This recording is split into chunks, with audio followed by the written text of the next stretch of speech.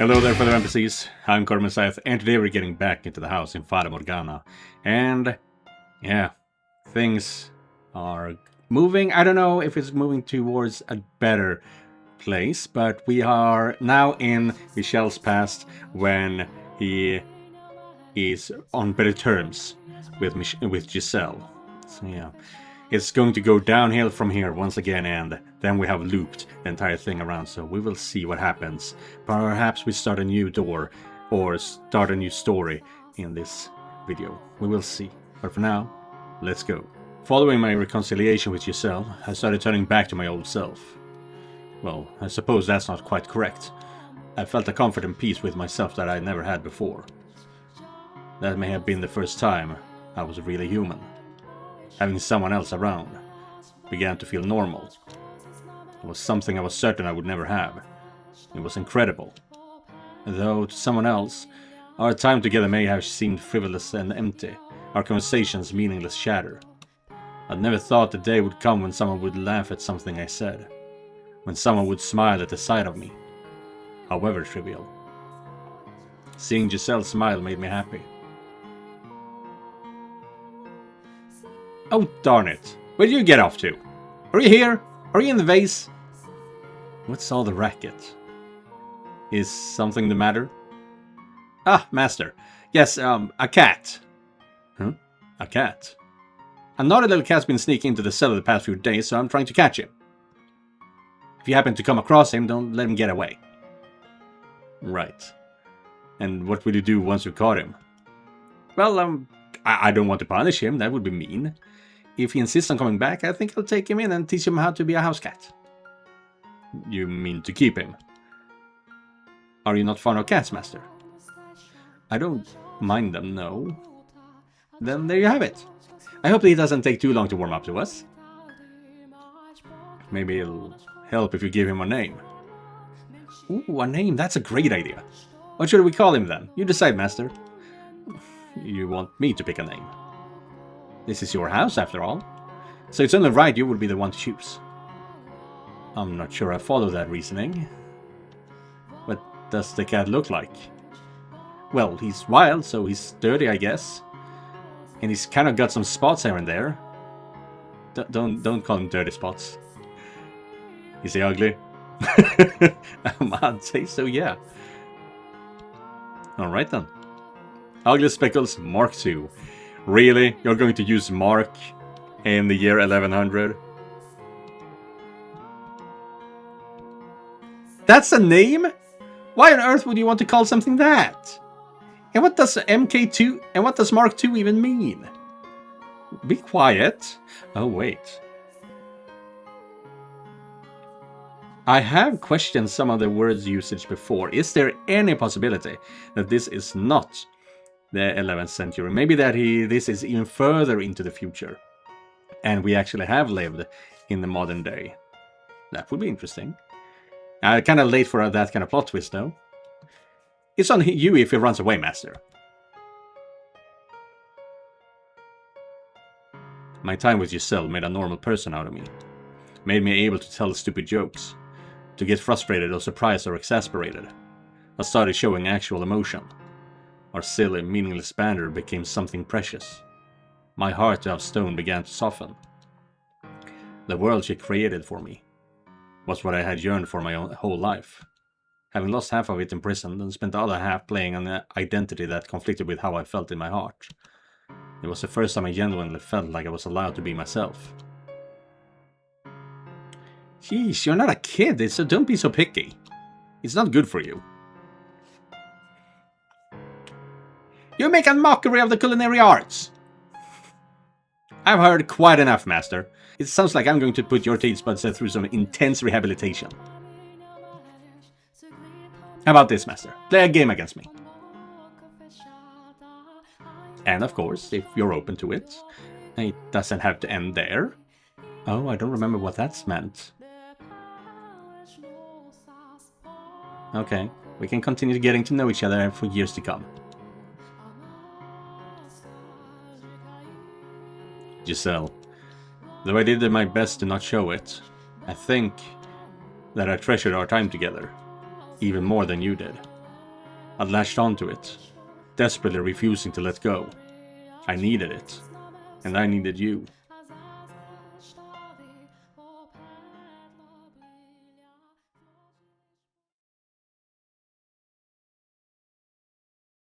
Are you listening, Morgana? I can hear you just fine, my dear. Now what brings you all the way up here? You know you can call me from anywhere in the house. My bonds to this tower has been broken. This is a conversation we can only have here. The place where we first met. It's time for us to part ways. My desires haven't changed since our first encounter. I wish to be a person. To be a man. Exactly. When I'm with Giselle, I am that. She makes me into the person I always wanted to be. And now you wish to be rid of me, so you can complete your descent into a realm of the unclean. I do. You come all the way up here just to tell me that. A needless formality. I'm sorry, Michelle, but we are kindred spirits, as much as you may want to deny it. You could be second only to God, yet you spurn his gift. I am nothing like you. I am a human, nothing more. I shall not condemn you for your unyielding resolve, but rather pity you for being so utterly blind. Allow me to make a prediction before I depart, Michelle, cursed namesake of an archangel. You may think that you're making some sort of progress, but the fact of the matter is, you've gone nowhere. Will that smile of Giselle be able to withstand your secret? You know better than anyone that no one can accept what you are, not even her. You will never be with anyone. I understand that. No, Michelle, you don't understand. But you will soon enough. What you have now is not true happiness. It's empty, naught but a masquerade. And when the night is over, the mask will come off. So what if it isn't permanent, isn't real? Does being ephemeral make it worthless? Why can I not want something that doesn't last forever? This is the first time I've ever found joy in life. Those moments of happiness only serve to worsen the loss. The sweeter the honey, the more you despair when the pot runs dry. Sooner or later, you will return to me, begging for my help. And I have every intention of giving it to you. I will not hold this over you either. For when you come to me, it will be in the time of your utmost despair. And when your little paradise finally comes crumbling down, you will become what I am. So I will take my leave from your side in anticipation of that day. Yeah, because she's orchestrating this entire thing. Until we meet again, my dear.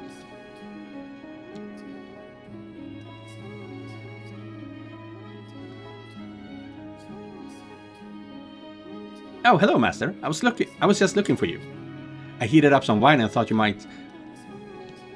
Is something the matter? No, I'm fine. Thank you.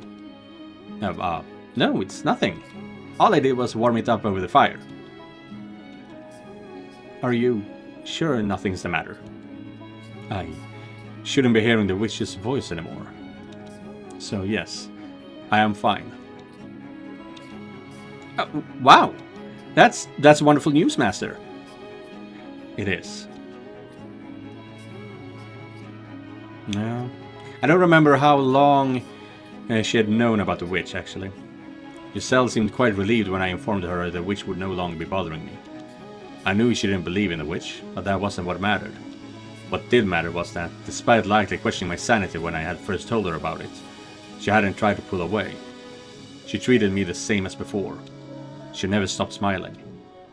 And that meant so much more than whether or not she believed in the witch. With Morgana's voice no longer constantly in my ears, my life started to feel like some approximation of normal. In fact, I would say I was probably happier than most. Nevertheless, I intended to keep a certain degree of distance between us, for what the witch had said rang truer than I wanted to admit. You will never be with anyone. Having been born into this body, that was my reality, and there was nothing I could do to change it. I had come to accept that, or so I thought. I wasn't going to covet what I couldn't have, but I had gotten a taste of that sweet happiness. I had started to develop a great affection for that smile. And as much as I tried to tell myself I was just getting caught up in the moment, that the feeling would pass in time, I found myself unable to restrain the swelling of emotions within me. Yeah, that's 1 year later. I remember that. That day by the fireplace, I thought that all I wanted from you was friendship. To have you in my life, always nearby. I thought that if we were simply friends, I would still be able to see that smile, even if you were to learn what I was. That if we were merely friends, you would be able to accept that. So I would keep these things I felt inside at all costs.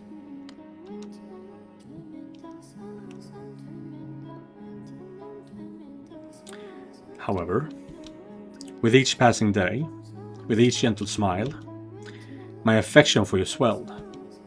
It reached a point where, as hard as I tried to keep it contained, all it would take was the slightest nudge for it to come spilling out. And it made me desire what was out of reach. I was convinced I had changed, because this happiness had become my everyday. I had no right to any such thing, but I came to wish that I could be the center of your life. I yearned for you, and I wanted you to yearn for me. And like the fool I am, I thought that with you, it might even be possible.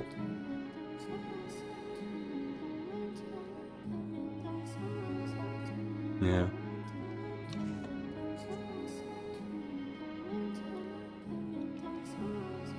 Now we're almost back to where all shit went to hell. Well, it's been going to shit this entire game, but still. Honestly, it's no trouble. I mean it. You just took me by surprise, that's all. I am pleased. It doesn't matter how it turns out. It's great for me, Master. Whether it's good or bad is irrelevant. I would be happy with anything drawn from me by the man I love.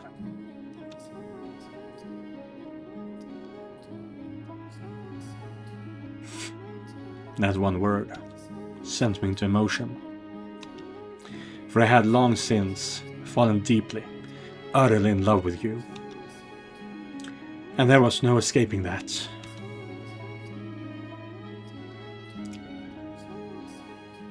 Listen very carefully. I love you. I love you so much I feel like my heart is going to explode.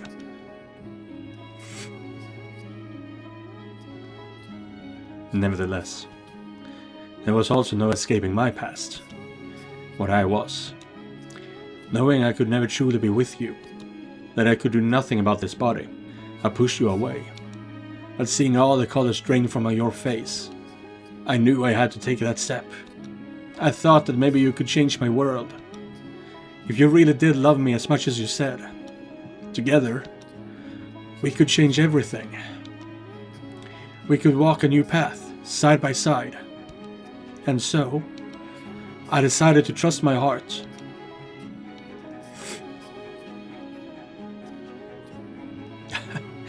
I'm in heaven. I'm so happy I could cry.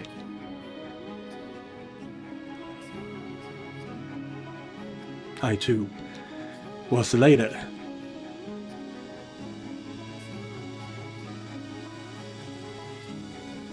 Giselle, I'm sure you thought I was a kind-hearted man, that my love for you was pure and chaste, and I wanted to be that for you. But beneath the surface lurked indecent desires, and I don't think Giselle minded that. Not only did she want that for herself, is my belief, but it's also a kind of retribution. She didn't want her last time to be the last time. That is something I recognize. Despite saying I didn't want to hurt you, that just having you by my side was enough. My desire bubbled up at the warmth of your skin. I wanted to let that heat take over, to let my hands run free. I could feel it burning inside me. I longed for intimacy, not just emotionally, but physically. I wish I could lay you down on my bed, and satisfy those desires. See, this is good writing. I wanted to make love to you. Unfortunately, that was not possible. I didn't have the ability, no matter how hard I try. My body lacks the capability to be one with you. I can pray, and I can long, and I can wish all I want, but my body will never be what I want it to be.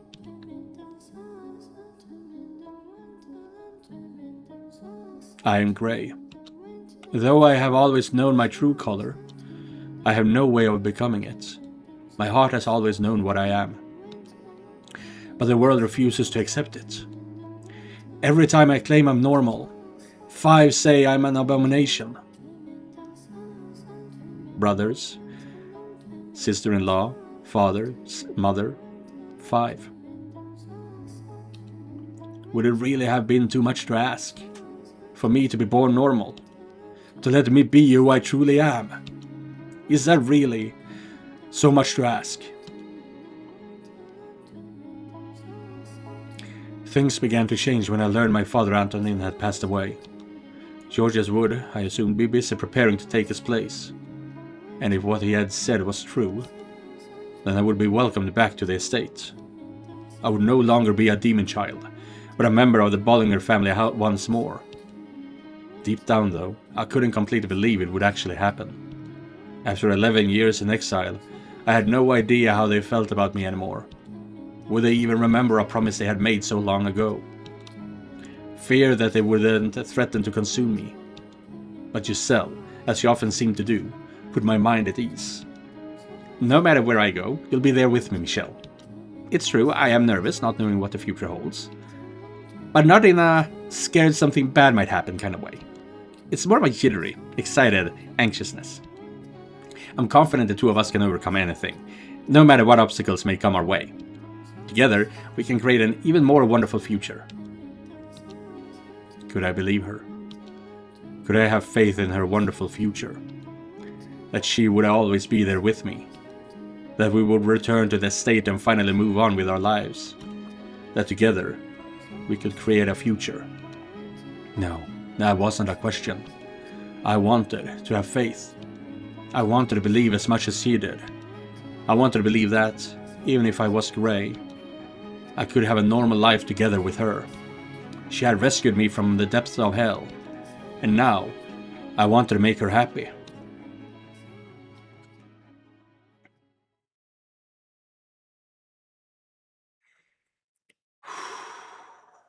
That was hard to read. After taking that step in our relationship, I made numerous attempts to reveal the truth about what I was. But every time I tried, sharp pain gripped my chest, and my words faded into nothing before they could reach my lips. I knew that if our relationship were to continue, I would have to tell her eventually, but merely imagining her face twisted in disgust nearly crushed me. She was everything to me. And so, as we prepared for our departure, I decided it was time to make some changes. It was time for me to break out of my rut. And what happened next depended largely on whether Mother and my brothers were willing to accept me as a man. The course my future took was in their hands, in their hearts. If they couldn't accept me, then I couldn't return home. I prayed, from the bottom of my heart, that things would turn out for the best. That my family would accept me for who I was, and that they would accept what I had with Giselle. I decided I would tell Giselle everything after I received their responses. And I hoped dearly that she would join me, wherever I ended up. I couldn't provide Giselle the same kindness of happiness a normal man could. But if she and my family accepted me, I would do anything I could to build a happy family with her, in my own way. And so, I sat down to write. Dear Mother, there is something I wish to tell you, something that means a great deal to me. So I ask for you, please hear me out. And I ask of you, please accept it. Mother, I no longer bear any resentment for my present lot in life. Nevertheless, I would ask of you to concede one thing. That I was never cursed. That I was always your son. That I am Michelle, not Michelle. I have found someone whom I care for dearly. A woman. And I love her with all my heart. I would like to spend the rest of my life with her. I do not wish for much. Simply to have a quiet life with her. To go through our days together, man and woman. That is the one thing I want. Mother, I know you are aware that my body is no longer female. I am a man. My heart is male. And I ask of you to please accept that. I have no grudge with you. In fact, I am incredibly grateful to you for bringing me into this world. With love, your dearest son. But rather than a reply, I received a visit. From knights ordered to kill me. Yeah.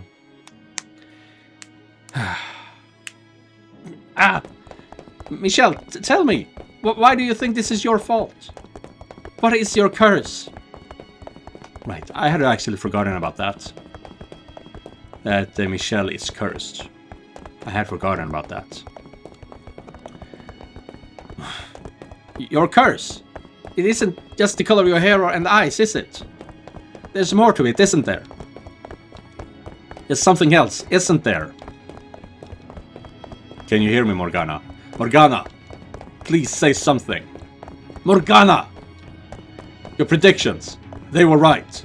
I was a fool and you can laugh at me all you want. So please say something.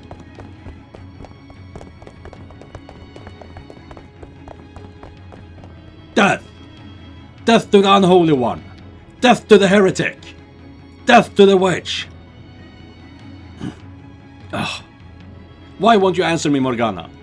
Why can I not feel you there beside me? You said you would help me when I came for it.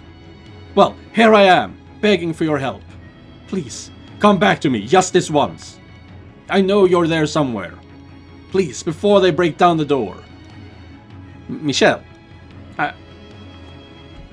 I'm all right.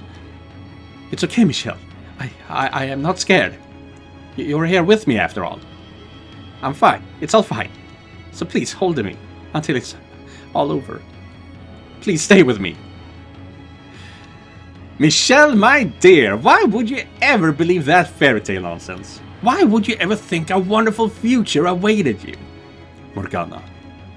Here you are now, wretched, pitiful. For that you have my sympathy. I will help you in your time of need. Ah, finally you speak. Michelle? I can feel the despair emanating from you. You hate it. It kills you. This is how you're rewarded. For fighting to be yourself.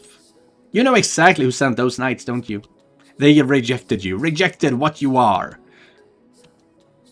Hey, Michelle, are you alright? Your family, unable to accept your body and heart, branded you a heretic and turned you over to the church. Yes, they did. And did you hear what the knights were saying? They've even accused you of being a witch. Taking my sins and placed them on you.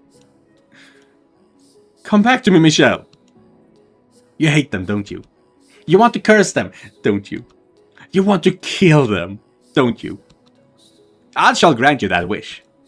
Out of your hatred and despair, I shall make my own wish. And that wish shall become a curse upon your family's wicked souls.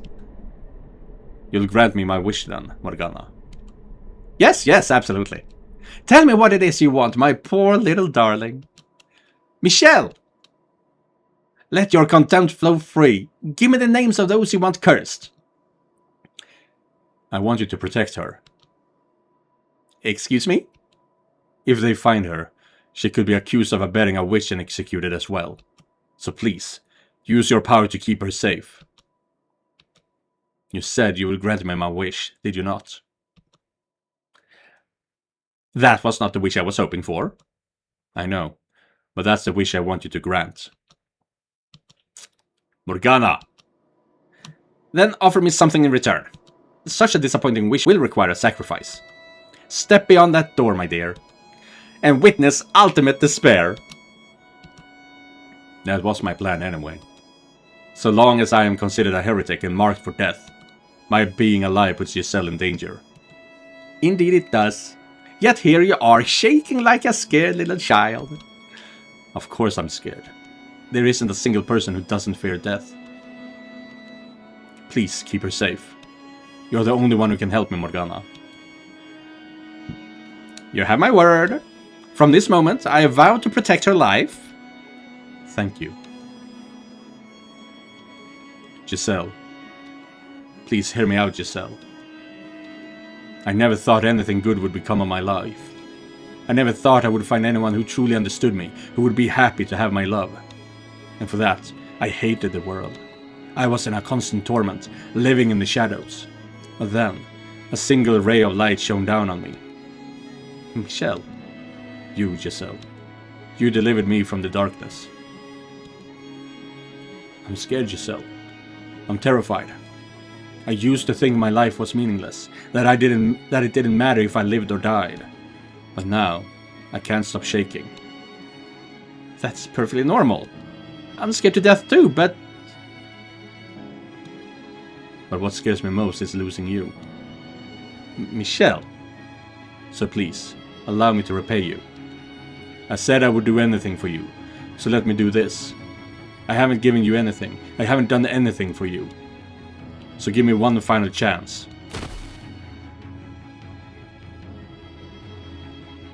Michelle! And the deal is sealed. What are you doing? Get back in here, Michelle! What? Why? The door! I can't open it. Michelle! Michelle! What did you do to the door? Come on, get back in here! I guess you really can't perform miracles, Morgana. I don't want to lose you either. I know that. By doing this, I will bring you pain, Giselle. But I can't make you happy, no matter how hard I try.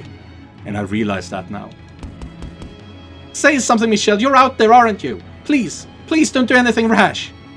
They're going to kill you if you're out there. Giselle, the witch told me. What? That she will ensure your safety. Michael! Michelle, she isn't real.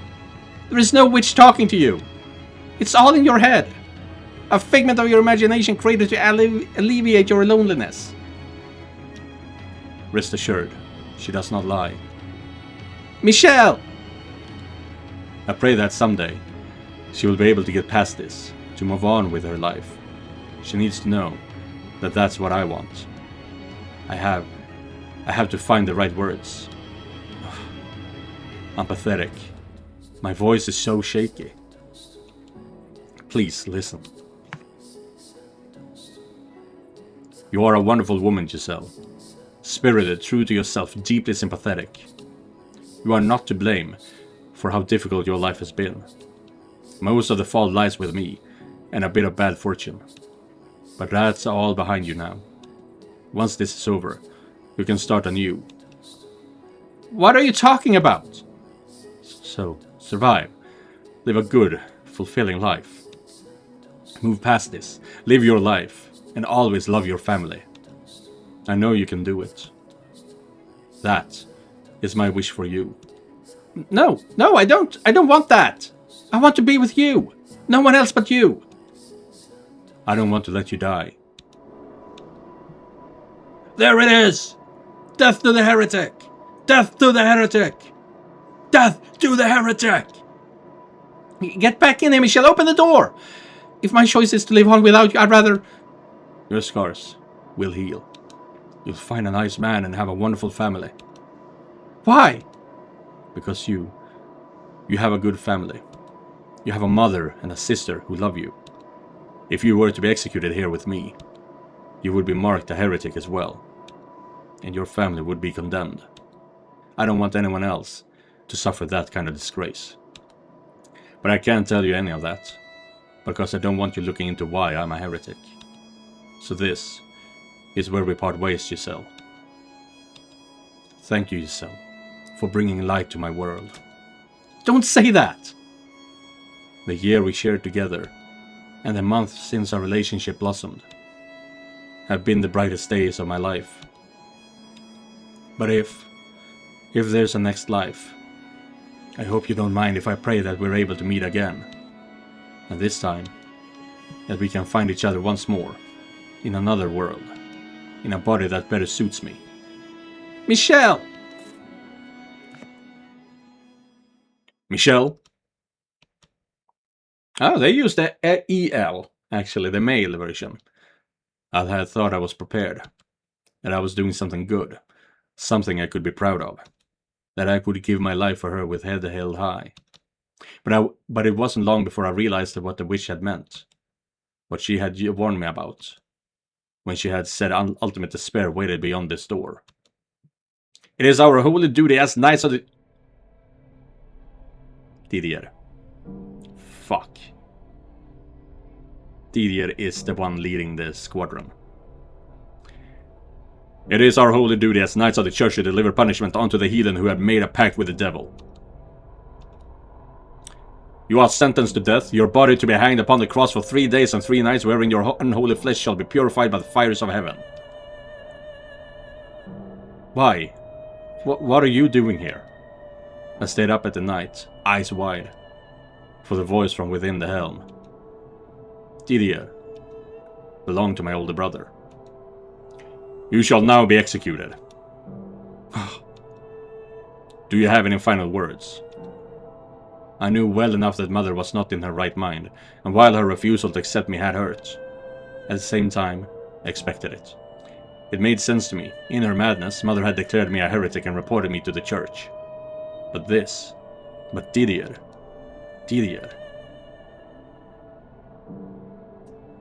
Men wield swords and fight against dangerous enemies, and they do so to protect the weak, women and children.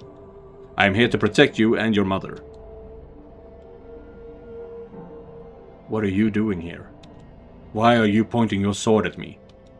Are you smiling behind that cold steel helm, frowning, or staring expressionlessly? Though your transformation was too much for Mother and Father to accept, with enough time everything will go back to the way it was before, just like it did for myself and Georges.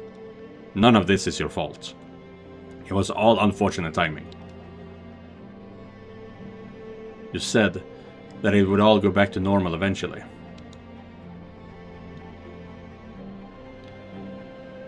Can I trust that even when the whole world says I'm cursed, that you'll always be on my side?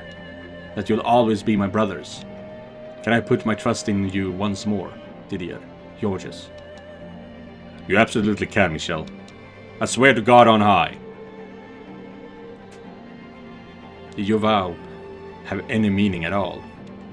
I spent years in this dark house waiting, believing you would come through for me. So why? Why are you standing there, a half dozen knights at your back, saying I am to be executed? Why? Dear. Do not cry. Don't you dare cry, Michelle. You're standing here in front of this door as a man protecting the woman he loves. So you mustn't cry. Who is it you're sentencing to death? Michelle Bollinger?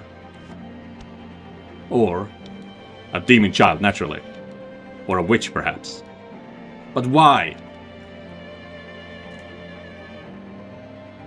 If I'm not an angel sent from heaven, or a demon child, then what am I? What on earth am I? What are you? You're a Bollinger. You're our family. And that's all there is to it. I thought we were brothers. Our familial bonds had long since been severed, cursed witch. Oh, now I see, Giselle. This world never had a place for me. I was never welcome here. Kill him! Kill him! Yeah, Morgana is a bitch.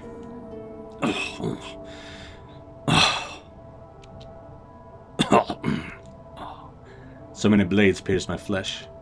Didier's sword in my chest, lances in my arms and shoulders, arrows in both of my legs. I could hardly even tell me what hurt anymore. But the pain from within was much clearer.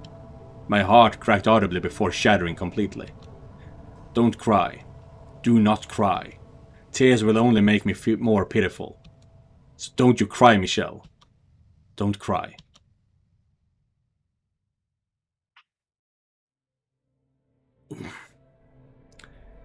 And just like all the other times, he didn't have the willpower to carry through with his wishes. I believed in you.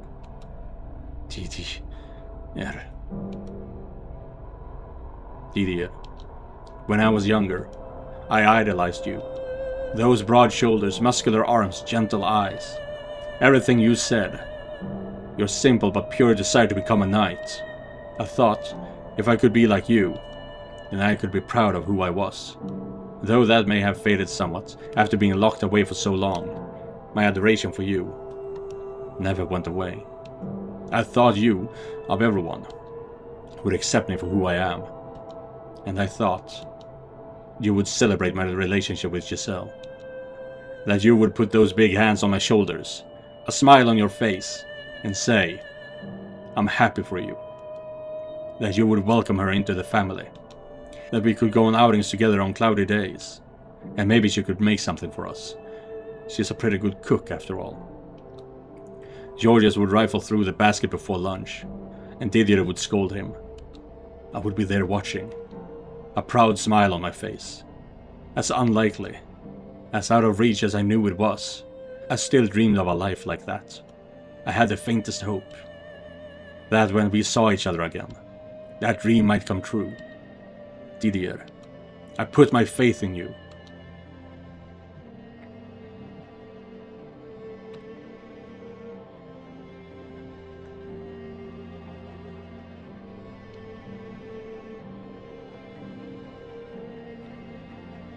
Fuck you!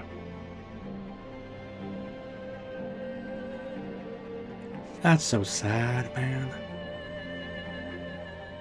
And so, my life came to an end. But that will also be the end of today's video. Shit. Now we have made full circle. Now we're back and we know, as far as I know, everything there is to know. Unless we're going to on a side quest here to find out what was really going on in the Bollinger household. There's a chance that Amy made things way worse because Georges couldn't shut up about Michelle. Or Mother, Lydia, couldn't shut up. Something bad might have happened over those past 11 years. Either way, thank you guys for watching, and thank you, Josef, for donating directly to my Ko-fi page. If you guys want to help me out, you can do so by clicking the link down in the description. Don't forget to like and subscribe, and I'll be seeing you guys in the next one. Goodbye, everyone.